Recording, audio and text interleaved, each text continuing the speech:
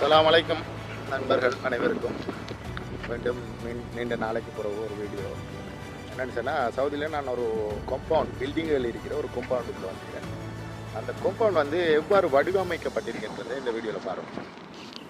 ஒரு காம்பவுண்டில் அதற்கு தேவையான நடைபாதை, ஒரு பில்டிங்குக்கு தேவையான பார்க்கிங் வசதிகள், அந்த பில்டிங் எவ்வாறு அழகாக வடிவமைக்கப்பட்டிருக்கின்றது.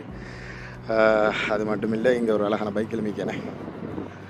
இதைவிட முக்கியமான ஒரு விடயம், இந்த காம்பவுண்டுக்குள்ளே முஸ்லீம்கள் வாழ்கிற சவுதி அரேபியாவில் எங்கு சென்றாலும் அழகான பள்ளிகள் கட்டப்பட்டிருக்கும்.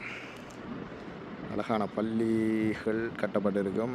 தொழுகைக்காக இது கட்டாய கடமை அல்லவா. அதுக்கு இந்த காம்பவுண்ட் மிகவும் பெரியதொரு காம்பவுண்ட். சுற்றி வர மதில்கள் அமைக்கப்பட்டிருக்கு. பாதுகாப்பான செக்யூரிட்டிகள் இருக்கிறாங்க. இப்படி இருக்கும்.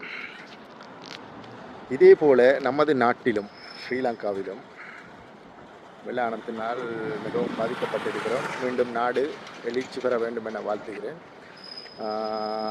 அது மட்டும் இல்லாமல் நமது நாட்டிலையும் வர இயற்கை அனர்த்தங்களையும் கருத்தில் கொண்டு சில முகாமைப்படுத்தப்பட்ட வீட்டு திட்டங்கள் மற்றும் திட்டமிடலுடன் கட்ட வேண்டும் என்ற எனது கோரிக்கையை விடுத்து மீண்டும் ஒரு வீடியோவில் உங்களை சந்திக்கும் வரை உங்களிடமிருந்து விடைபெற்று செல்லும் நான் மிஸ்டர் வாட்டர் பாட்டில்.